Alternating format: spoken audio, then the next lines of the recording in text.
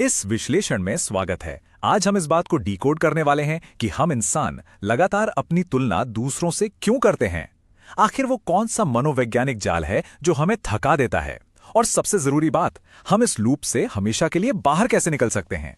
चलिए सीधे शुरुआत करते हैं इंटरनेट के एक बहुत ही कच्चे और सच्चे पोस्ट से। यहां किसी ने लिखा है कि उसे अपने ही परिवार के एक सदस्य, अपनी कजन की सफलता से इतनी ज्यादा जलन हो रही है कि वो शांत रहने के लिए गेटवे टेप्स का सहारा ले रहा है। ये सुनने में शायद थोड़ा अजीब लगे, पर सच कहें तो ये एक बहुत गहरा और मानवीय अनुभव है। सफलता देखकर ईर्ष्या महसूस होना एक ऐसी चीज है जिससे कभी ना कभी हम सभी का सामना हुआ है। तो सवाल ये उठता है कि ऐसा होता क्यों है। हमारा दिमाग डिफॉल्ट रूप से ईर्ष्या या जलन की तरफ ही क्यों भागता है।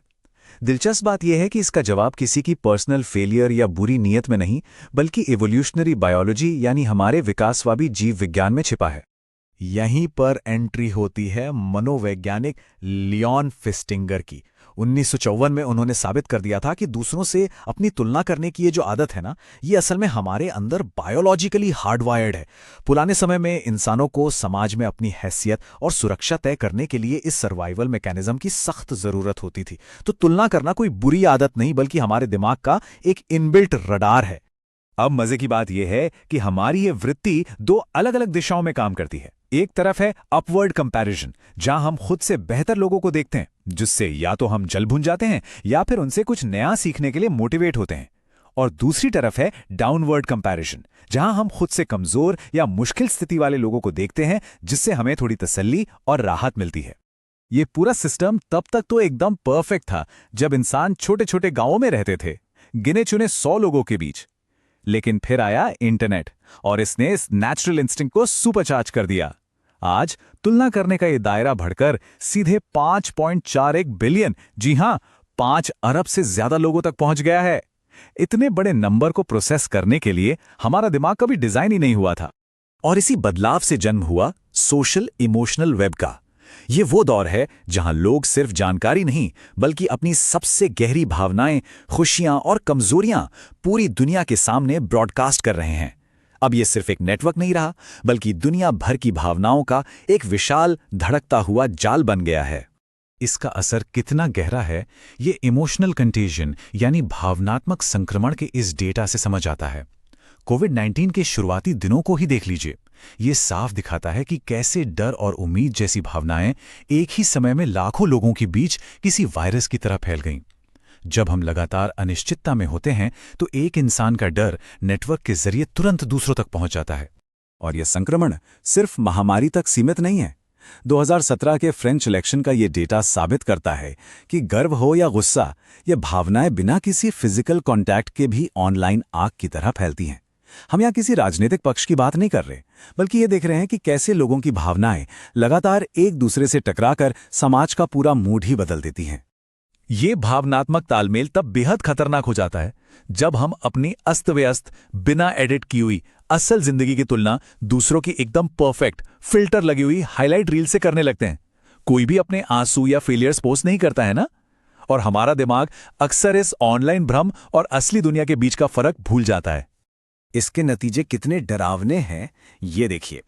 रिसर्च बताती है कि जब कॉलेज कैंपसों में पहली बार सोशल मीडिया प्लेटफॉर्म्स आए, तो वहां गंभीर डिप्रेशन के मामलों में सीधे 7% का उछाल आया। ये कोई छोटा मोटा इत्तेफाक नहीं था, बल्कि लगातार होने वाले तुलनात्मक दबाव का सीधा असर था।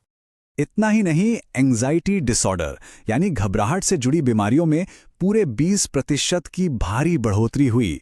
ये आंकड़े साफ बताते हैं कि ये जो दूसरों से तुलना करने की आदत है, ये अब सिर्फ एक बुरी आदत नहीं रही, बल्कि एक बहुत बड़ा पब्लिक हेल्थ क्राइसिस बन चुकी है।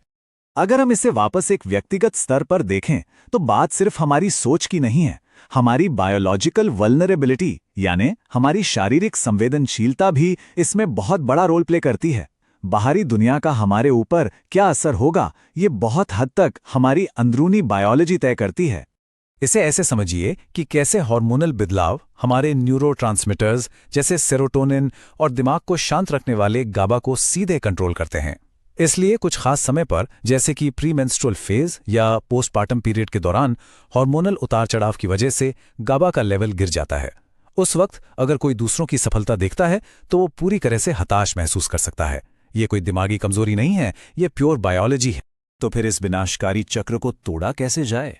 विज्ञान कहता है कि हमें पैसिव स्क्रॉलिंग और एक्टिव कनेक्शन के बीच का फर्क समझना होगा। सिर्फ चुपचाप दूसरों की फीड स्क्रॉल करते रहने से गहरी हीन भावना आती है, लेकिन अगर हम इसका इस्तेमाल एक्टिवली करें, लोगों से बात करें, सच्चे कनेक्शन बनाएं, तो ये हमारे मेंटल हेल्थ की रक्षा कर सकता है। स्टडीज में बात क्लिनिकली साबित हो चुकी है कि अगर हम सोशल मीडिया के इस्तेमाल को दिन भर में सिर्फ 30 मिनट तक की सख्त लिमिट में बांध दें तो ओवरऑल मूड में 15% तक का सुधार हो सकता है। अपने लिए बाउंड्री सेट करना वाकई एक बहुत पावरफुल टूल है। इसके अलावा कॉग्निटिव बिहेवियरल थेरेपी हमें 3 बहुत ही प्रैक्टिकल कदम सुझाती है। पहला, जब भी तुलना करने का ख्याल आए उसे नोटिस करें। दूसरा, अपनी ऑनलाइन दुनिया की सफाई करें, जो चीजें ट्रिगर करती हैं उन्हें तुरंत अनफॉलो करें। और तीसरा, पूरी ताकत से ग्रैटिट्यूड यानी कृतज्ञता का अभ्यास करें। ये छोटी छोटी चीजें हमारी मानसिक लगाम वापस हमारे हाथों में दे देती हैं। और आखिर में इस तुलना के जाल से हमेशा के लिए निकलने के लिए हमें बस एक गहरा सवाल पूछना है कि हम अपनी आज की प्रोग्रेस किसी और की सफलता से नाप रहे हैं या अपने खुद के बीते हुए कल से?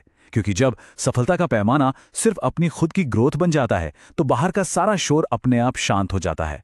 और सच मानिए, असल प्रोग्रेस दूसरों को हराने में नहीं बल्कि अपने कल से बेहतर बनने में ही है।